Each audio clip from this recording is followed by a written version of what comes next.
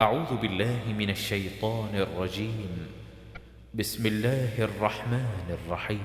جس آسمانوں میں ہے اور جو چیز زمین میں ہے سب خدا کی تسبیح کرتی ہے، اسی کی سچی بادشاہی ہے اور اسی کی تعریف لامتناہی ہے اور وہ ہر چیز پر قادر ہے۔ وہی تو ہے جس نے تم کو پیدا کیا، پھر کوئی تم میں کافر ہے اور کوئی مومن، اور جو کچھ تم کرتے ہو خدا اس کو دیکھتا ہے۔ آسمانوں اور زمین کو مبنی بر حکمت پیدا کیا اور اسی نے تمہاری صورتیں بنائیں اور صورتیں بھی پاکیزہ بنائیں اور اسی کی طرف تمہیں لوٹ کر جانا ہے۔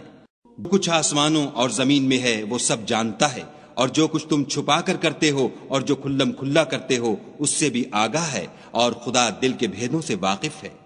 تم کو ان لوگوں کے حال کی خبر نہیں پہنچی جو پہلے کافر ہوئے تھے تو انہوں نے اپنے کاموں کی سزا کا مزہ چکھ لیا، اور ابھی دکھ دینے والا عذاب اور ہونا ہے۔ اس لیے کہ ان کے پاس پیغمبر کھلی نشانیاں لے کر آتے تو یہ کہتے کہ کیا آدمی ہمارے ہادی بنتے ہیں، تو انہوں نے ان کو نہ مانا اور منہ پھیر لیا، اور خدا نے بھی بے پرواہی کی، اور خدا بے پرواہ اور سزاوار حمد و ثنا ہے۔ لوگ کافر ہیں، ان کا اعتقاد ہے کہ وہ دوبارہ ہرگز نہیں اٹھائے جائیں گے۔ کہہ دو کہ ہاں ہاں میرے پروردگار کی قسم تم ضرور اٹھائے جاؤ گے، پھر جو جو کام تم کرتے رہے ہو وہ تمہیں بتائے جائیں گے، اور یہ بات خدا کو آسان ہے۔ تو خدا پر اور اس کے رسول پر اور نور قرآن پر جو ہم نے نازل فرمایا ہے ایمان لاؤ، اور خدا تمہارے سب اعمال سے خبردار ہے۔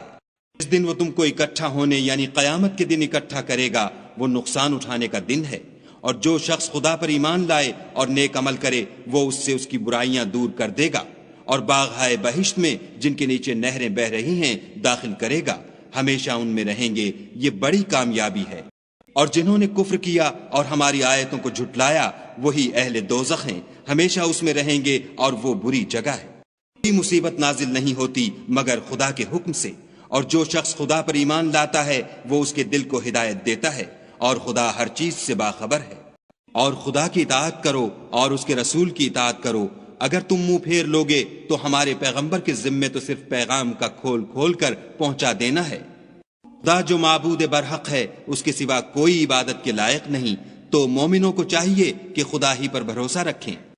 مومنوں، تمہاری عورتوں اور اولاد میں سے بعض تمہارے دشمن بھی ہیں، سو ان سے بچتے رہو، اور اگر معاف کر دو اور درگزر کرو اور بخش دو تو خدا بھی بخشنے والا مہربان ہے۔ تمہارا مال اور تمہاری اولاد تو آزمائش ہے، اور خدا کے ہاں بڑا اجر ہے۔ تو جہاں تک ہو سکے خدا سے ڈرو اور اس کے احکام کو سنو اور اس کے فرما بردار رہو اور اس کی راہ میں خرچ کرو، یہ تمہارے حق میں بہتر ہے۔ اور جو شخص طبیعت کے بخل سے بچا لیا گیا تو ایسے ہی لوگ راہ پانے والے ہیں۔ اگر تم خدا کو اخلاص اور نیت نیک سے قرض دو گے تو وہ تم کو اس کا دوچند دے گا اور تمہارے گناہ بھی معاف کر دے گا، اور خدا قدر شناس اور بردبار ہے، پوشیدہ اور ظاہر کا جاننے والا، غالب اور حکمت والا۔